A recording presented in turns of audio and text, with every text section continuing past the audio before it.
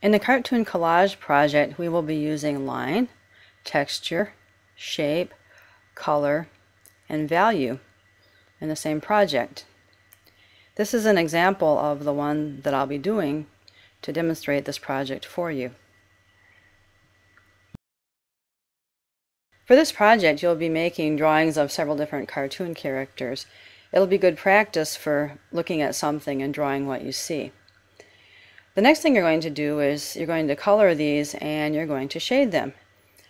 Shading is where you go from light to dark, and color value means the lightness or darkness of a color. So when you shade, you use color value. Right now I'm coloring this little red fox as smoothly as I can, and I'm doing it lightly because it's always easier to go darker than it is to try to lighten something up. I'm imagining that the light source is coming from my right hand side. You can see the arrow that I've drawn up there to indicate that. Just about done putting that light layer of color down. Remember, my light source is from the upper right where that arrow is. I'm shading the parts of the animal's body that are turned away from the light, and when I do that, I just go over the area and I go over it more to make it darker. And the areas of the animal's body that are blocked from the light by another part of the body, like that part of the back is blocked by the tail, and then underneath his stomach.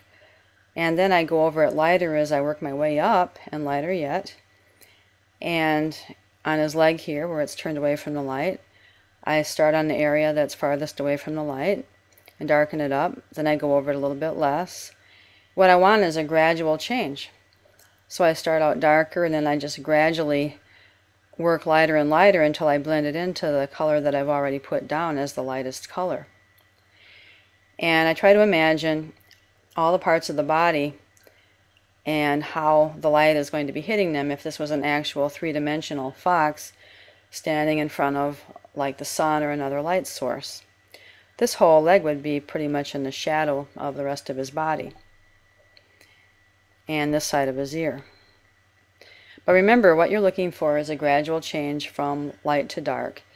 You don't really want to have like heavy stripes, like have light and then a little bit darker stripe and another stripe, if you can help it. Sometimes it takes practice.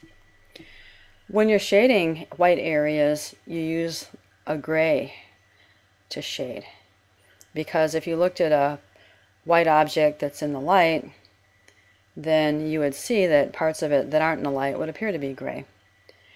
And I go over it the same way that I did the colored parts of his body. First of all, going on the part that's turned away from the light the farthest, and then gradually working toward the light, getting lighter and lighter. And then I'm going to color the details of his body too.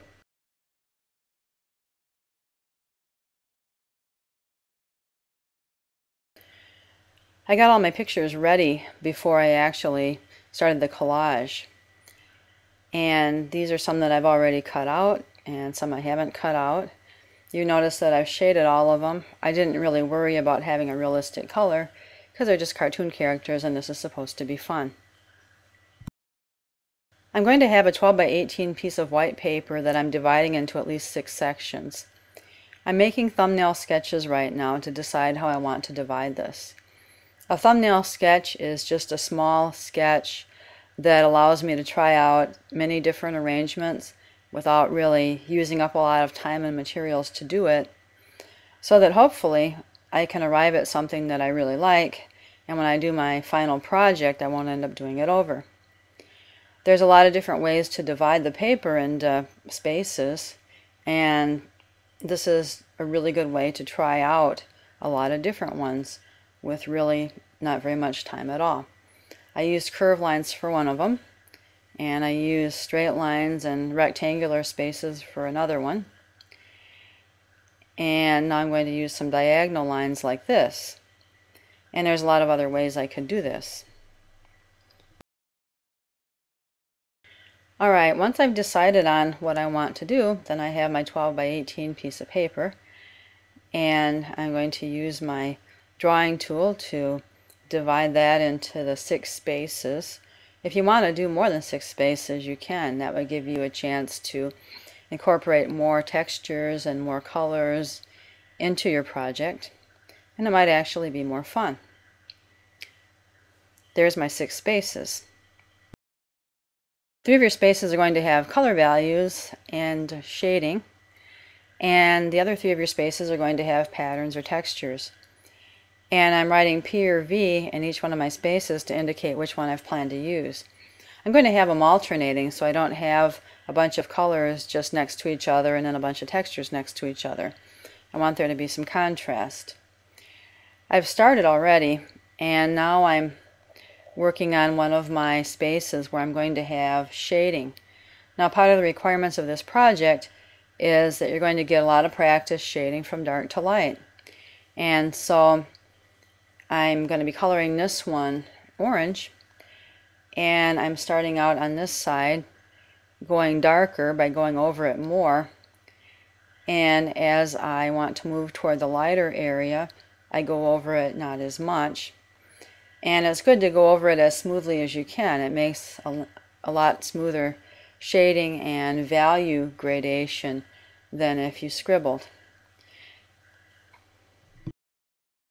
So I'm finishing this off with really light color, because remember, you can always darken the color up, but it's a lot harder to remove color after you've already put it down. So I'm making this as smooth as I can.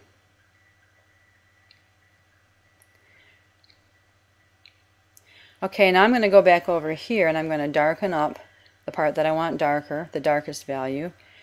And then below it I'm going to go a little bit lighter. I'm not going to go over it as much, and I'm not going to press as hard. So it's going to get gradually lighter. And then I'm going to go a little bit lighter yet. I'm going to go over it quite not as much and not press as hard. And I want to work it into the lightest area. So I want it to get gradually from very dark as I can make my color with my drawing instrument, to very light.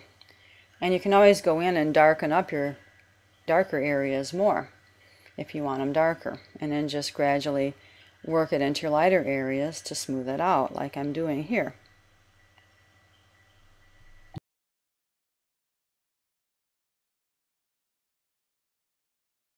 When I chose the colors for my background, I tried to choose colors that would contrast with the colors of each one of the cartoon cutouts that I made. Because if something contrasts with the background, then it shows up better. So I very carefully planned my collage that way. Before I glue the animals on, I'm going to arrange them and see how I want them to be, because once you glue something on, it's awful hard to get it off. For collages, things don't necessarily have to all point in one direction. They can be upside down or sideways if you decide to put them that way. But if you'd rather put them all so that they're all facing or turned the same way, you can do that too. And I think this arrangement is how I get the most contrast between the background and the animals. And the animals can overlap a little bit too, and they can overlap other backgrounds. Alright, now it's time to glue them on. And remember, when you're gluing, you want to glue the edges, and you want to just use dots around the edges. There's no reason to use a lot of glue so that it saturates the piece. And you don't want to just glue in the middle, because then the edges will stick up and it'll be easy for them to be wrinkled or torn. And then you just press them into place. And this is my finished piece. So that's my example, and now you can work on yours.